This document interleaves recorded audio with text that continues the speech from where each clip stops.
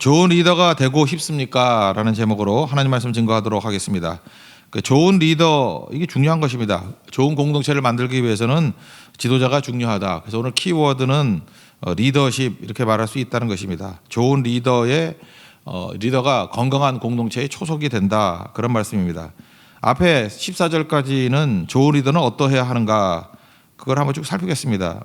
첫 번째는 뭐죠? 듣는 자 돼야 된다는 거죠. 책망을 잘 받으라. 우리가 크기 위해서는 매를 잘 맞아야 된다라는 것입니다. 책망을 듣고 어떤 사람은 망가지는데 어떤 사람은 더 나은 존재가 됩니다. 그 왜 그렇죠? 잘 듣는 사람이기 때문에 그렇다는 거예요. 듣는 게 순종이죠. 듣는 거. 어제도 말씀드렸지만 그 4년 전에 오바마하고 존 바이든 대통령 부통령이었는데 둘이 사이가 안 좋은 것 같이 느껴졌었거든요. 근데 끝날 때 자유메달 줄 때 오바마가 그런 얘기를 했다고 하잖아요. 바이든 때문에 내가 더 나은 대통령이 됐고 더 나은 리더가 됐다고. 단둘이 있을 때 그는 나에게 직언하는 사람이었다고. 특별히 의견이 다를 때 더욱 직언했다고.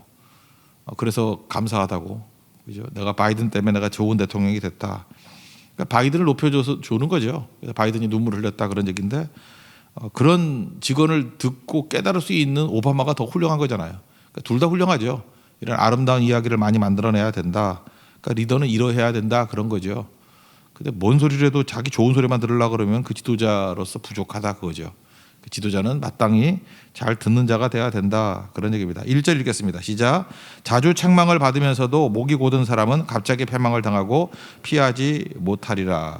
그다음 두 번째는 지도자가 된다 그러는 것은 공익을 추구해야 된다는 거예요. 공익, 그러면 최고의 공익이 뭐예요? 하나님의 뜻이죠. 공익을 추구하느냐, 사익을 추구하느냐. 그러니까 의인과 악인의 차이점은 뭐냐? 의인은 공익을 추구하는데 악인은 사익을 추구한다. 의인은 공익 중에 공익이 하나님의 뜻이니까 하나님의 뜻을 추구하지만 악인은 자기 욕심을 따라 행한다, 그런 얘기죠.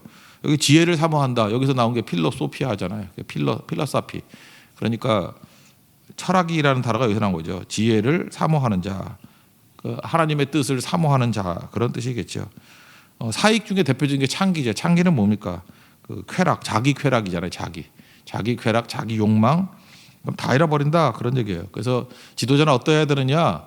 공익을 추구하는 자다. 그 얘기를 하고 있습니다. 그리고 뇌물 억지로 내게 하는 자가 아니라 그랬죠. 4절 같은데 보면은 클랩토크라시라는 말 들어봤습니까? 클랩토크라. 어떤 신문 보니까 칼럼이 나왔대. 클랩토크라시. 이거 딱 여기 말씀하고 맞는 것 같아요. 클랩토라는 거 뭐냐면 클랩토매니아라는 게 도둑질이라는 뜻이거든요.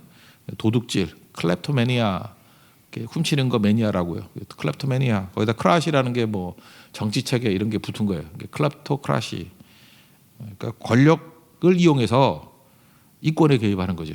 클랩토크라시. 옛날에는 이제 힘 있는 사람들이 뇌물 받았습니다. 촌스럽게.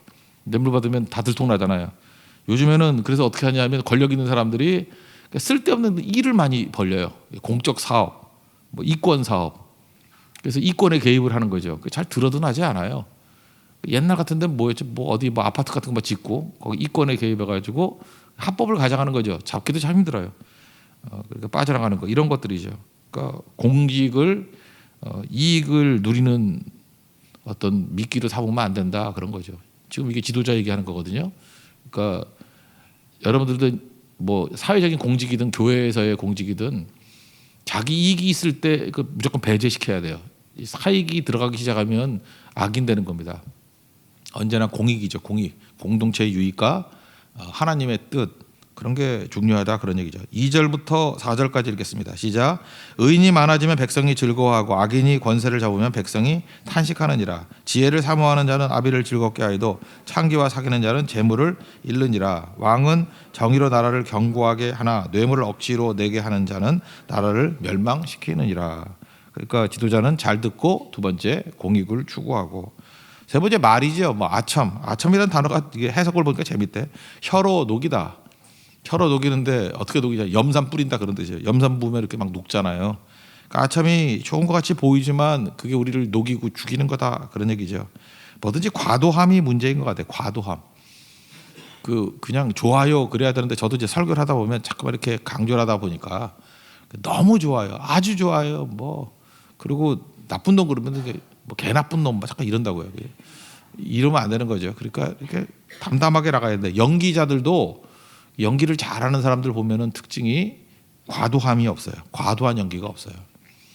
이게 노래도 보면 그래. 이게 찬양팀 뭐 내가 비난하는 거 아니지만 이게 찬양팀들도 여유 있게 하나님 앞에 그 은혜를 받고 하는 사람들을 보면은 과도하지 않아요. 그냥 자연스럽게 하는데 가끔 시켜가지고 어떤 때 마음속에 이게 보이거든. 나 좀 한번 드러내 봐야지. 내가 스타성이 있잖아. 뭐 이러면은 오바예요, 오바. 에바야, 에바 진짜. 이게 과도하거든요. 과도하면 안 되겠죠.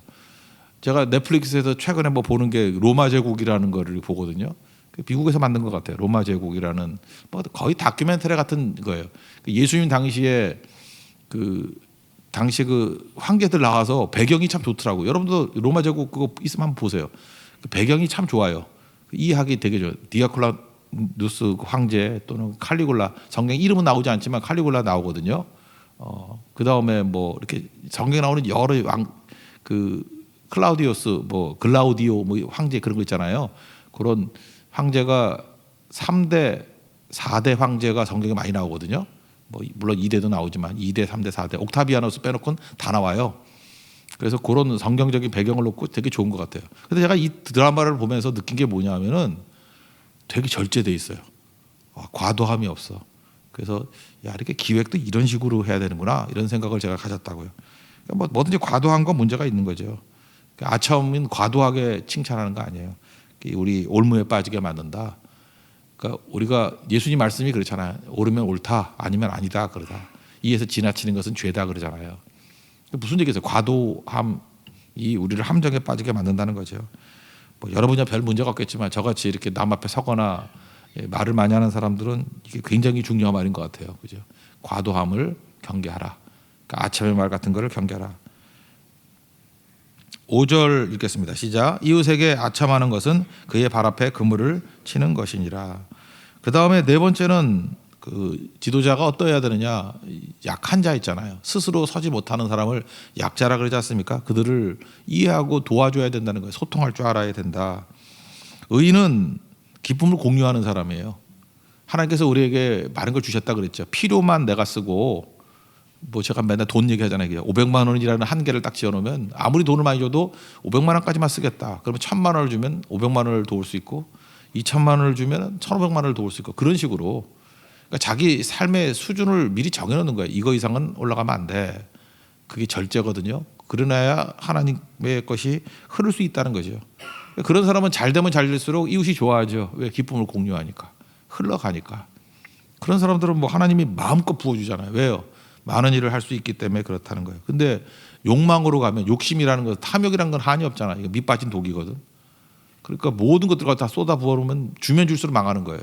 왜냐하면 사치방탕으로 깨지게 돼 있기 때문에 그렇다라는 것입니다. 그러기 위해서 할 일이 뭐냐? 이웃의 사정을 알아봐야 돼요. 돌아볼 줄 아는 거.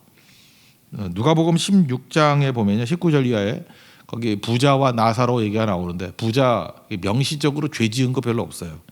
그냥 자색 옷 그러면 되게 좋은 옷이거든요. 고운 배옷 이거 엄청 좋은 옷이거든요. 그리고 호화롭게 즐겼다 잔치 즐겼다 이게 뭐 죄는 아니잖아요. 근데 그 문 앞에 나사로라는 거지가 있었는데 헌대투성이고 개들이 뭐 핥고 헌대를 핥고 주인의 상에서 떨어지는 부스러기 먹다가 죽었어요. 그러니까 부자의 죄를 굳이 말한다 그러면 뭐죠? 무관심의 죄? 뭐 이 정도. 그러니까 그것도 죄잖아요. 지옥에서 헤매는 모습들 보지 않습니까? 자기 동생들도 신원하고 그러는 거. 그러니까 우리가 할 일이 뭐죠? 나는 몰라서 못했어요. 그럴 수 없다는 거죠. 항상 하나님께 더 받은 사람들은 돌아봐야죠. 이렇게 돌아보는 거. 스스로 설 수 없는 자를 붙들어주는 사람. 그게 지도자라는 거예요. 그거 꼭 해야 된다라는 거죠. 6절과 7절 읽겠습니다. 시작. 악인이 범죄하는 것은 스스로 올무가 되게 하는 것이나 의인은 노래하고 기뻐하느니라. 의인은 가난한 자의 사정을 알아주나 악인은 알아줄 지식이 없느니라. 기쁨을 공유하고 잠깐 살피고 그런 게 지도자가 해야 될 일이다. 또 다섯 번째는 좀 많은 얘기들인데 편가르지 말고 다툼 일으키지 말라는 거예요. 이게 참 이게 요즘에도 문제가 되는 건데 이게 소인배죠. 소인배가 이런 일을 하는 거죠. 그러니까 소인배는 분노를 일으키고 잠깐 요란하게 만든다는 거예요. 근데 의인이 들어가면 분노를 그치게 만드는 거죠. 왜 편가름하죠? 그 이익 중심이기 때문에 그래요. 그게 내 이익에 부합되기 때문에 그 이익을 중심으로 내 편, 네 편 나누는 거예요. 어떤 사람 보면은 그래요. 자기 편이 누구냐? 자기 이익된 사람이 다 자기 편이야. 뭐 대의가 있든 없든 간에 그 다음에 자기하고 이익이 아니면 다 적이야. 그죠? 그래서 문제가 되는 거죠. 어른이 된다는 게 뭐죠? 옛날 뱃사람들이 나침판도 있지만 북극성 판단해. 북극성. 그러니까 지도자는 북극성 같은 존재라고요. 그 북극성이 영어로는 폴라리스지만 한자가 재밌더라고요. 거기 할 때 거기 한자예요. 거기 소야. 그 한자로 북극성이 너무 재밌더라고요. 북극성도 한자지만 중국 사람들은 거기소라고 부르더라고. 거기소. 거기에 있는 처소. 그죠? 거기에 있는 소. 거기 마땅히 있는 거라고요. 북극성은. 그러니까 보편적 가치가 있는 사람은 북극성이라고 그러잖아요. 그러니까 지도자는 어때야 되냐? 북극성 같은 사람이 돼야 된다는 거예요. 거기 가면 그 사람이 있어야 되고, 그러니까 항상 옳음을 추구하는 자가 돼야 된다. 그런 거죠. 이런 게 되게 중요한 건데 이거 아니면은 뭐 되게 문제가 되는 거겠죠. 이거 잘 따라가는 종들 되기를 원합니다. 북극성. 악한 시대는 어떻죠? 시대가 참 악한 시대에 사는 것 같아요.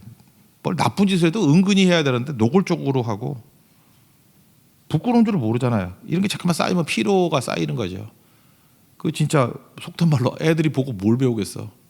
뻔뻔스럽게 그러면 안 되겠죠. 그죠? 그래서 대의를 따르는 거. 근데 그러지 않으면 맨날 소란한 거예요. 그러니까 편가르거나 다툼 일으키지 말라. 그리고 그다음 나오는 게 그 피 흘리기를 좋아하거나 이러지 말고 이런 사람은 온전한 자의 미움이 된다 그러죠. 왜 미움이 되죠? 그의 존재가 나의 불의를 드러내기 때문에. 가인이 아벨 때문에 자기가 예배를 엉터리 드린 게 드러나잖아요. 그럼 고칠 생각을 해야 되는데 아벨을 죽이죠. 꼭 그런 일이 벌어진다는 거예요. 옛날 책인데 박성수 회장이 뭐 쓴 건 아닌 것 같고 뭐 직원이 나와가지고 썼던 것 같아요. 이랜드 이야기라는 게 있거든요. 거기 보면 그런 얘기가 나오대. 뭐 강의했던 것 중에 뭐 하는 거래요. 자기가 지금은 안 그래요. 요즘에는 안 그러는데 옛날 이제 공무원들 좀 타락했을 때 공무원들이 제일 무서워하는 사람이 누구냐? 그랬더니 정직한 사람, 정직하게 세금 꼬박꼬박 내는 사람. 그 공무원들이 제일 무서워한대. 왜냐하면 다 이렇게 비리를 저지르는데 깨끗하니까 자기께 드러날까봐. 그런 거죠. 그러니까 자기가 더러우면은 깨끗한 사람 못 견디는 거예요. 그게 어떻게든 죽이려 그러는 거, 공격하고. 잘 보면은 막 입에 거품 걸고 공격하는 사람이 나쁜 놈이에요. 잊지 말라고요. 그런 것들을 보라는 거예요. 그러니까 악인이 들어가면 다툼이 막 일어나는데 의인이 들어가면 분노를 쉬게 만든다. 그러니까 지도자는 그러해야 된다라고 하는 것들을 말해주고 있습니다. 그거 한번 읽어보죠. 8절부터 11절까지입니다. 시작. 거만한 자는 성읍을 요란하게 하여도 슬기로운 자는 노를 그치게 하느니라. 지혜로운 자와 미련한 자가 다투면 지혜로운 자가 노하든지 웃든지 그 다툼은 그침이 없느니라. 피 흘리기를 좋아하는 자는 온전한 자를 미워하고 정직한 자의 행명을 찾느니라. 어리석은 자는 자기의 도를 다 드러내어도 지혜로운 자는 그것을 억제하느니라. 그리고 여섯 번째 마지막 지도자는 어떠해야 되느냐. 분별력이 있어야 된다는 거죠. 우리 살폈죠. 분별의 세 가지가 있는데 겉으로 있는 것을 나누는 것을 구별이라 그러고 속에 있는 것을 살피는 것을 분별이라 그러고 여기까지만 해도 지혜롭죠. 근데 하나님의 눈으로 이 차이를 찾아내는 걸 성별, 이제 성별. 그러니까 우리는 적어도 세 가지가 다 있어야 되는데 성별의 눈까지 가야 된다는 거예요. 근데 솔로몬의 지혜 그럴 때 듣는 귀를 주십시오 그러잖아요. 그때 또 다른 말이에요. 분별하는 지혜라 그랬어요. 분별. 그게 분별력이에요. 솔로몬은 그 진짜 엄마 찾는 거 있잖아요. 뭐 아이 하나 데리고 가서 뭐 서로 엄마라 그러는 거. 그때 칼 갖다 놓고 뭐 반으로 잘라가지라면 그럼 죽이란 뜻 아니에요. 그럴 때 진짜 엄마는 어떠해야 하는가를 보고 찾는 거죠. 껍데기로 구분할 때는 내가 진짜 엄마라 그러잖아. 나 가짜라고. 그죠? 그게 아니고 속에 있는 마음. 아이의 생명을 살리려고 내가 엄마 아니라고 말하는 그 마음을 보는 거죠. 그게 분별이라고. 그건 거기까지는 지혜예요. 그렇지만 그렇게 얼마든지 쇼도 할 수 있어요. 근데 하나님의 눈으로 볼 줄 아는 또 다른 시각이 필요해요. 그게 성별이라고. 그러니까 오늘도 기도하십시오. 좀 가장 멍청한 사람이면 하나님 구별할 능력 주세요. 나는 보이는 것도 못 봐요. 생각보다 많아요. 뻔히 보이는 것도 못 보는 바보들이 있어요. 뻔히 보이는 것들. 구별할 능력 주십시오. 그러나 또 분별할 능력 주십시오. 라이놀드 니버가 뭐 그런 얘기 있었다면 뭐 할 수 없는 것은 뭐 받아들일 수 있는 마음, 그죠? 할 수 있는 것은 할 수 있는 용기. 그다음에 뭐 그 두 가지를 뭐 구분할 수 있는 지혜달라. 그거 많이 들어봤잖아요. 라이놀드 니버의 기도. 그 거기서도 잘 보면 그거예요. 뭐 할 수 없는 것은 이렇게 아멘하고 받아들이는 수용, 그죠? 그리고 할 수 있는 건 할 수 있는 해야 되는 용기, 그 구분할 수 있는 지혜. 이게 어디까지죠? 이게 내가 볼 때 거의 분별력까지는 되는 것 같아요. 라이놀드 니버는. 더 넘어서든 뭐죠? 하나님의 눈으로 볼 수 있는 통찰력을 주십시오. 그죠? 하나님께서 이렇게 기도하는 성도들에게 주시는 통찰력이에요. 이런 것들이 꼭 필요한 거겠죠. 그 지도자라 그러면 적어도 이걸까지 볼 줄 알아요. 하나님의 눈으로 볼 줄 아는 것들을, 그게 꼭 필요하다. 그래서 하늘의 통치를 이 땅에 심는 거예요. 꼭 그게 필요하겠죠. 그때 승리하게 된다는 것이죠. 12절부터 14절까지 읽겠습니다. 시작. 관원이 거짓말을 들으면 그의 하인들은 다 악하게 되느니라. 가난한 자와 포악한 자가 섞여 살거니와 여호와께서는 그 모두의 눈에 빛을 주시느니라. 왕이 가난한 자를 성실히 신운하면 그의 왕위가 영원히 견고하리라. 그 다음에 15절부터는 이제 훈련이에요. 훈련. 이런 좋은 지도자가 되기 위해서는 어떤 훈련과 연단이 있어야 되겠느냐 하는 거죠. 첫째는 인식 훈련이에요. 하나님께서 나를 이렇게 징계하시고 나에게 말씀하시고 나에게 고난을 주시고 광야를 이끄시고 하는 게 복이구나라고 하는 걸 깨달아야 되고, 내가 이렇게 범죄하고 농땡이 치는데도 불구하고 평안하다 그러면 물어야죠. 주님, 나는 뭡니까? 버려두는 거 아닙니까? 그래서 최고의 징계가 뭐냐면 버려둠이라는 거예요. 로마서 1장에도 나오잖아요. 26절, 24절, 26절, 28절. 한 절만 읽어드리면 그 마음의 정욕대로 더러움에 내버려 두사. 하나님의 버려두심이 심판이에요. 그러니까 인식이 하는 거죠. 하나님께서 나를 버려두지 아니하시고 참아들로 여기셨기 때문에 연단하시고 징계하시는구나. 광야로 보내시는구나. 인식 훈련을 해야 된다, 그런 거죠. 채찍과 꾸지람, 이게 되게 중요한 거다. 이런 훈련을 받아야 된다. 채찍의 훈련, 꾸지람의 훈련을 받아야 된다. 15절 읽겠습니다. 시작. 채찍과 꾸지람이 지혜를 주거늘 임의로 행하게 버려둔 자식은 어미를 욕되게 하느니라. 그 다음에 두 번째는 보는 훈련해야 되는 거야. 눈 훈련. 그죠? 악인이 많아지면 죄도 많아진다. 왜 그렇게 해서? 사회 풍조를 만들기 때문에, 악한 풍조를 만들기 때문에. 그래서 죄에 대해서 자꾸만 무감각하게 되는 거죠. 계속 반복이 되면 피곤해지잖아요. 무감각해져요. 다 그런 거지. 그러나 하나님의 백성들은, 의인은 보는 눈이 있어요. 히브리서 11장 1절을 보니까 믿음은 바라는 것들의 실상이요 그러죠. 그러니까 뭐예요? 끝을 본다는 거예요. 보이지 않는 것들의 증거니, 이렇게 악인이 막 형통한 거 보는데 의인은 뭘 보죠? 하나님의 정소에 들어가서 깨달았다 그러잖아요. 10편 37절에 7장에 보면. 그러니까 하나님의 눈으로 성별하면 보이는 거죠. 끝이 보이는 거죠. 악인이 왜 망할까요? 악인들 보면요, 자기들끼리 모여서 똘똘 뭉쳐가지고 저거 언제 깨져 뭐 이런 거죠. 결속이 너무 심해가지고 저거 누구도 깰 수 없어. 근데 그들이 왜 모여 있는 거예요? 이익으로 모인 거거든. 이익, 자기 이익 때문에. 뭐 희생해서 모인 게 아니에요. 자기 이익 때문에 모인 거라고. 그러면 이익 때문에 모인 사람들이 성공을 하면 할수록 결속은 약화되게 돼 있어요. 이해 충돌이 일어나잖아. 그래서 하루아침에 무너져요. 그래서 세상 나라는 바벨론도 그렇고, 바벨론은 상징되는 건데 하루아침에 무너져요. 제국은 하루아침에 무너진다니까. 저거 영원히 지속되고 저거 누가 건드려 그러는데, 자멸의 자멸, 그거를 보는 훈련해야 되고, 하나님이 최종 승리를 주신다는 것을 믿는 훈련을 해야 돼요. 그러니까 지도자의 훈련은 뭐예요? 보는 훈련, 믿는 훈련. 뭐 같은 얘기지만 그거 꼭 해야 된다, 그런 얘기입니다. 16절 읽겠습니다. 시작. 악인이 많아지면 죄도 많아지나니 의인은 그들의 망함을 보리라. 또 무슨 훈련해야 되냐면은 어른 되는 훈련. 아까도 얘기했지만 이제 어른 되는 훈련을 해야 돼요. 자식들을 훈련시키고 자기가 어떤 폴라리스 같은, 북극성 같은 방향 제시를 하는 그런 훈련, 그런 걸 해야 된다라는 것입니다. 자식 징계하라는 얘기가 나오잖아요. 자식을 징계하라. 옛날 책인데, 제가 자식들 훈련에 대해서 제일 좋은 책 하나를 소개한다 그러면 전혜성 씨라고 있거든요. 꽤 된 분이에요. 전혜성 그 뭐 고경주, 고흥주 그래가지고 뭐 미국 명문대 나와가지고 클린턴 행정부에 뭐 차가 뭐 했나 뭐 이렇게 해서 한국에서도 강의를 되게 많이 했어요. 내가 이분한테 영향받은 건 뭐냐 하면은, 야, 자녀 교육을 이렇게 시키는 게 참 성경적으로 바로 시키는 거구나. 그래서 이분이 얼마나 우리나라에 영향을 많이 줬는지 지금도 한식집 가면 이 이름 되게 많아. 덕승재 이런 한식집 많아요. 그러니까 덕이 재능보다 앞서야 된다. 이 반대말이 뭐예요? 재승덕. 덕보다 재주가 앞서면 망한다는 거예요. 덕이 중요하다는 거예요. 덕승재. 제가 이 말 되게 좋아했었는데 그 책 제목이 뭐냐면 섬기는 부모가 자녀를 큰 사람으로 키운다 그런 책인데 그 베스트셀러였어요. 이 자녀 교육에 대해서 되게 좋아요. 지금도 도서관 가서 한번 빌려서 읽어보세요. 섬기는 부모가 자녀를 큰 사람으로 키운다. 이 자녀 교육에 있어서는 되게 좋은 것 같아요. 특별히 아이를 낳거나 아이들 그 훈련을 어떻게 시켜야 될지 안다 그러면 이 책이 되게 중요한 것 같습니다. 그러니까 뭐예요? 어른이 해야 될 일 중에 하나가 뭐냐면 자녀 훈련시켜야 된다는 거예요. 17절 읽겠습니다. 시작. 내 자식을 징계하라. 그리하면 그가 너를 평안하게 하겠고 또 내 마음에 기쁨을 주리라. 그리고 이제 이것도 중요하지만 본인이 어른 되는 거죠. 묵시가 없으면 방자에 행한다. 영어 성경에는 뭐 비전이 없으면 망한다 이렇게 돼 있죠. 비전이 없으면 망한다. 그러니까 위기의 순간에 어른이 필요하죠. 옛날에 어른이 있었는데 이렇게 막 혼돈이 있잖아요. 혼돈이 쭉쭉 있으면은 어른은 말이 많으면 안 돼.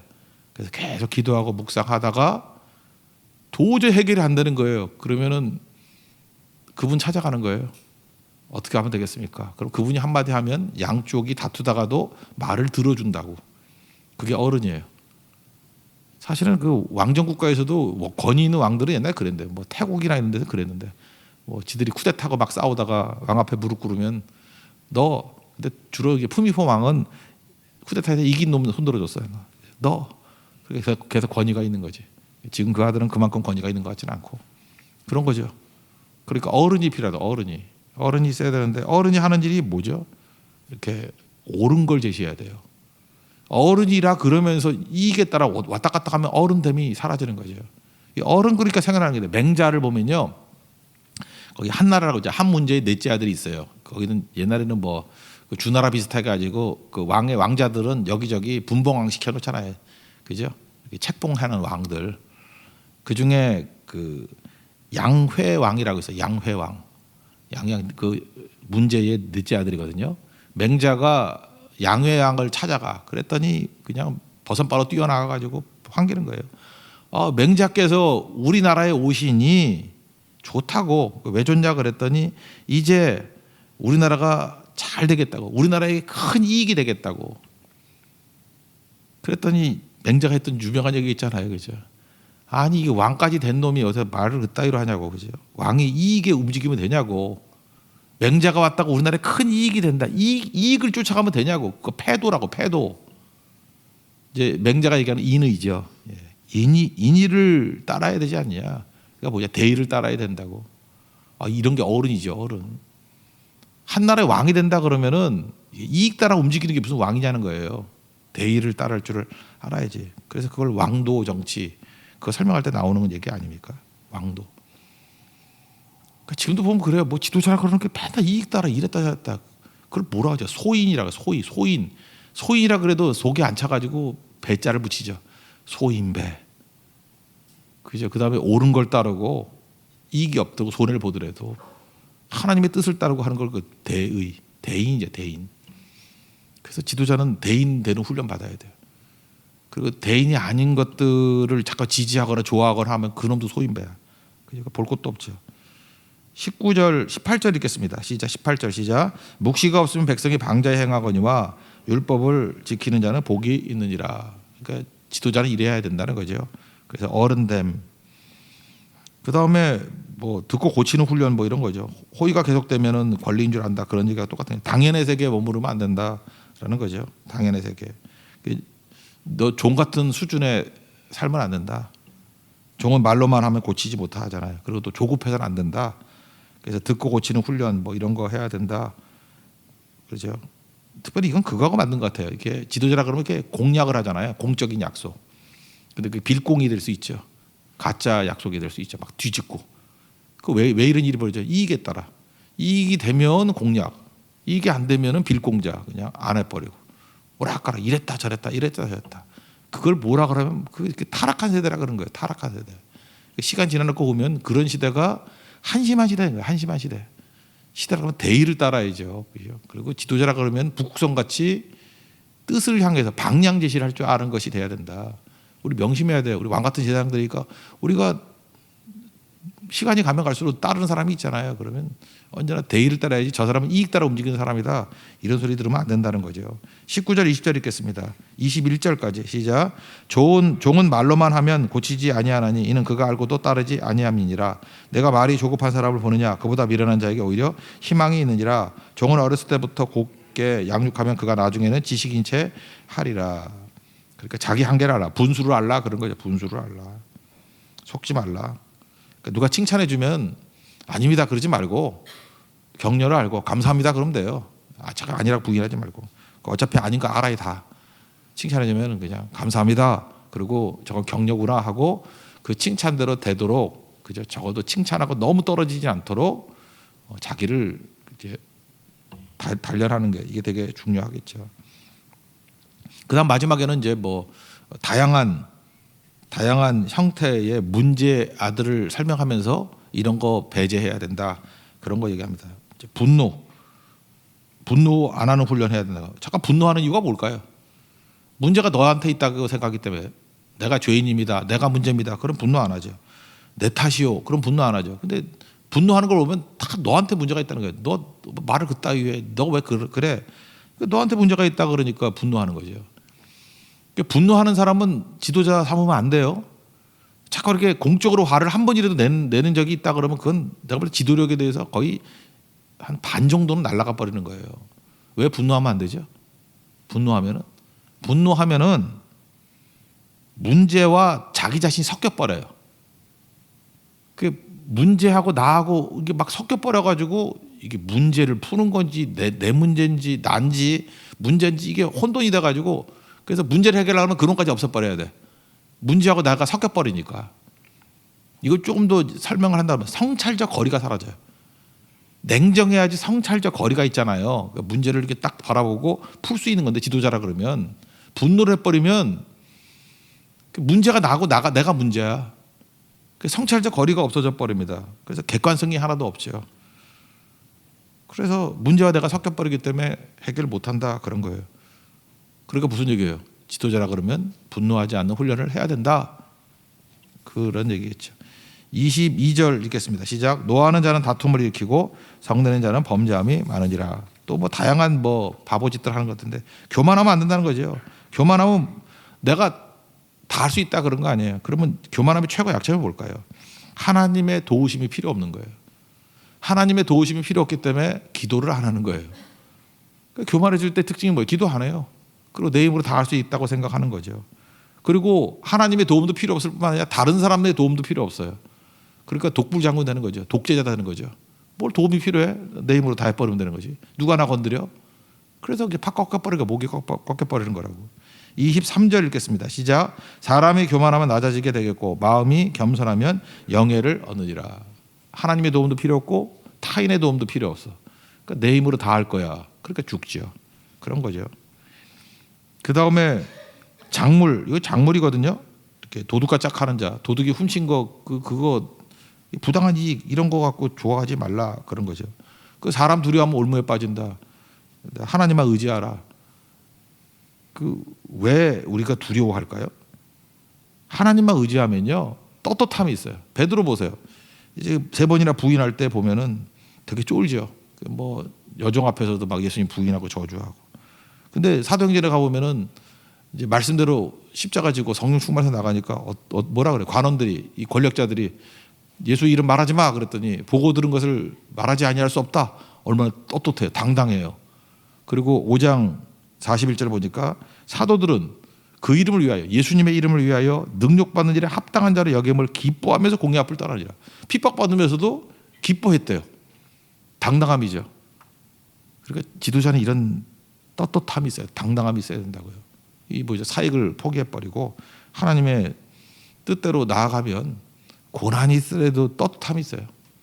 평탄해서 쫄고 살지 말고 그죠? 하나님 뜻대로 가면서 떳떳하게 살아야지 지도자다 그런 얘기죠. 24, 25절 읽겠습니다. 시작.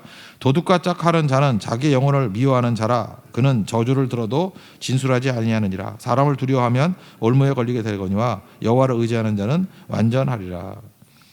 그다음에 뭐 사람 의지하지 말라는 얘기가 또 나오네요. 뭐 주권자 의지하지 말라. 근데 이런 거죠. 우리가 누구를 의지하느냐면 권력자들 환심살라 그러죠. 인사권자 앞에 막 쫄고 그러잖아요. 그 지금 어떻게 해요? 인사권 있는 것들 악한 사람들은 어떻게 하냐? 인사권 가지고 막 사람들 움직이잖아. 그죠? 조직의 쓴맛을 봐야 된다느니 뭐 이러고.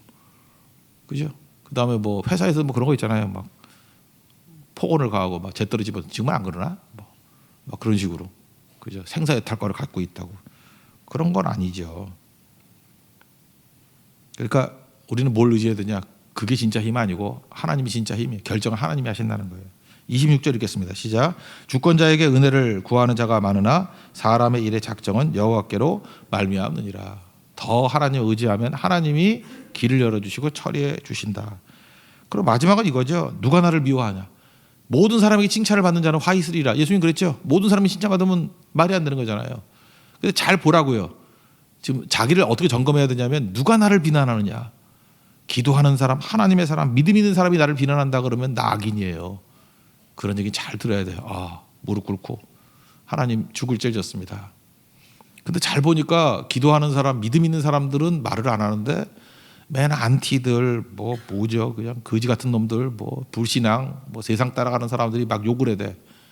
그러면은 그거는 문제 없다라는 거예요, 그죠? 그건 의를 위한 핍박이고 오히려 제대로 믿고 있는 것이 될 수 있다. 그런 얘기죠. 그 얘기가 27절입니다. 27절 시작. 불의한 자는 의인에게 미움을 받고 바르게 행하는 자는 악인에게 미움을 받느니라.